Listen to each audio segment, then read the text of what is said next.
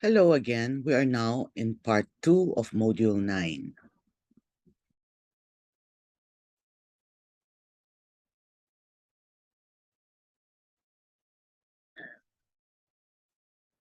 Trustworthiness, if you recall, is vital in qualitative research.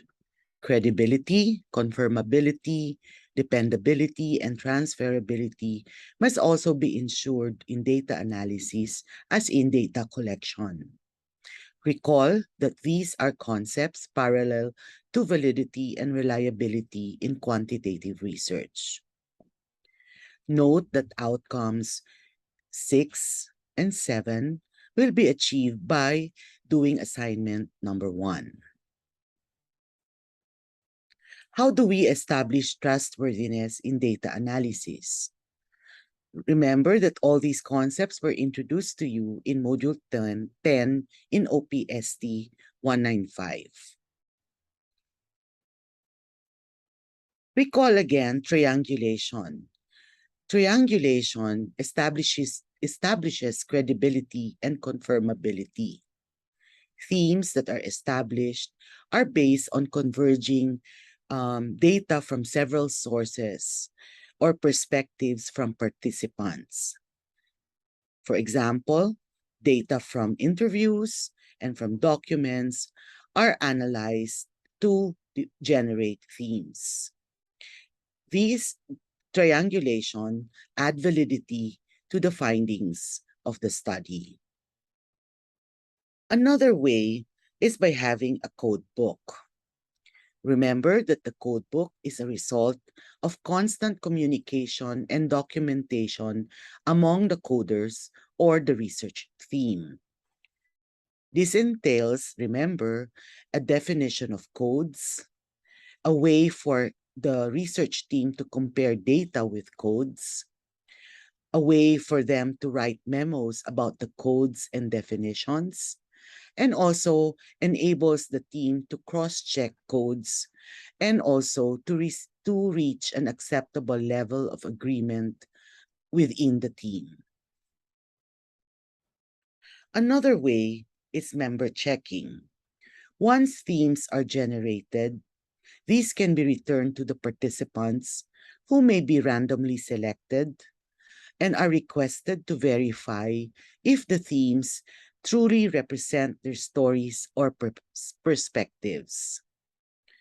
I do not recommend to ask participants to check raw data, although I do know qual studies who ask participants to check the accuracy of transcripts.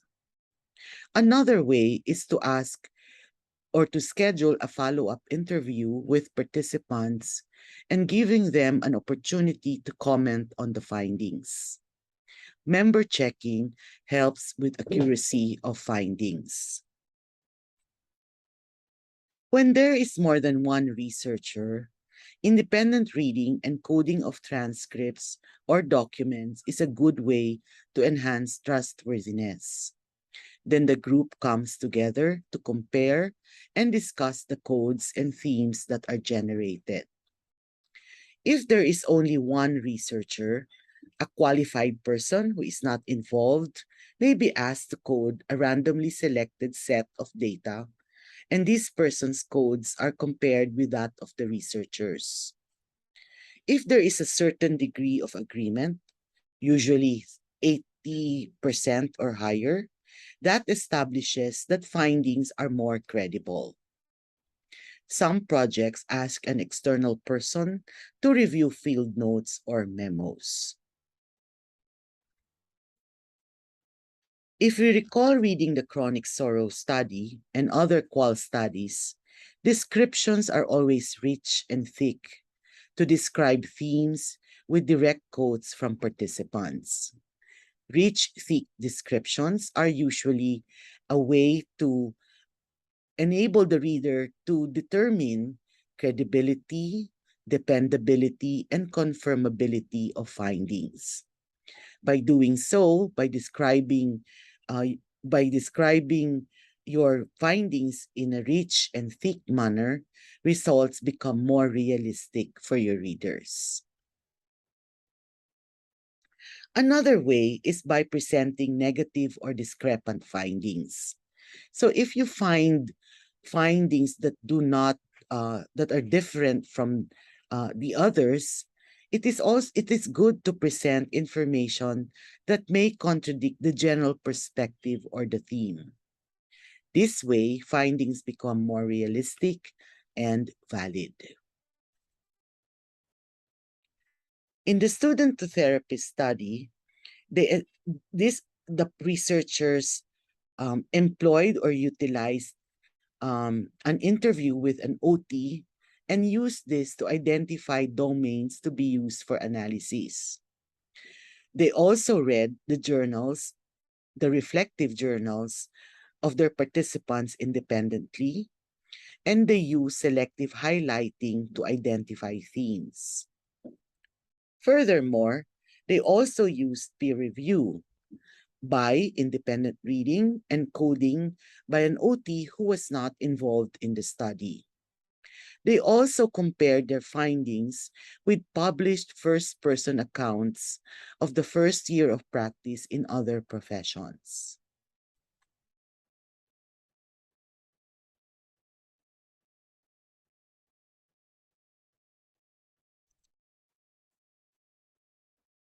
In the therapeutic relationship study, authors suspended their own worlds of experience to analyzing the data without any specific theoretical agenda.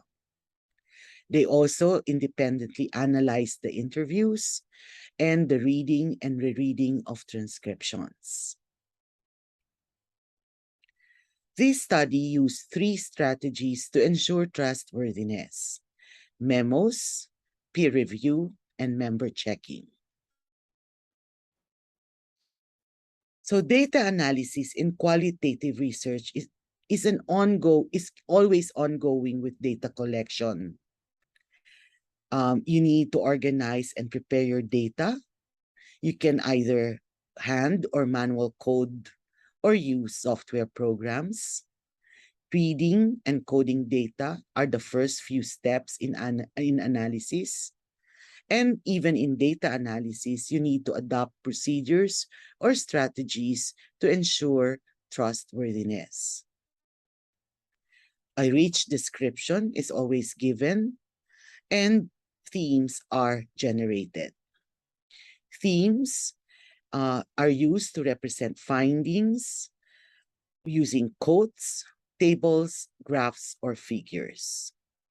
I hope that this introduction of data analysis, you will have better appreciation of qualitative research.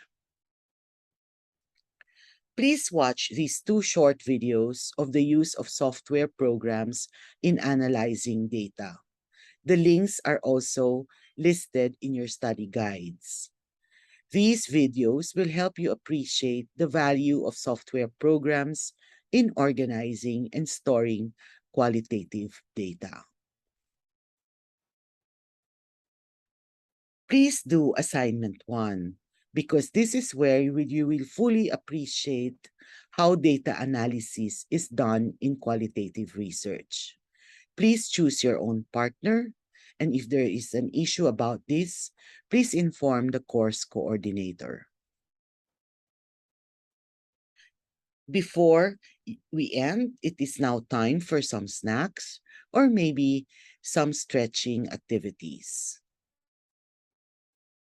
I suggest that you can read any of these references for further understanding. Remember that open access materials are also listed in the module study guide. I wish you all a nice day and good luck with end of semester activities. Thank you.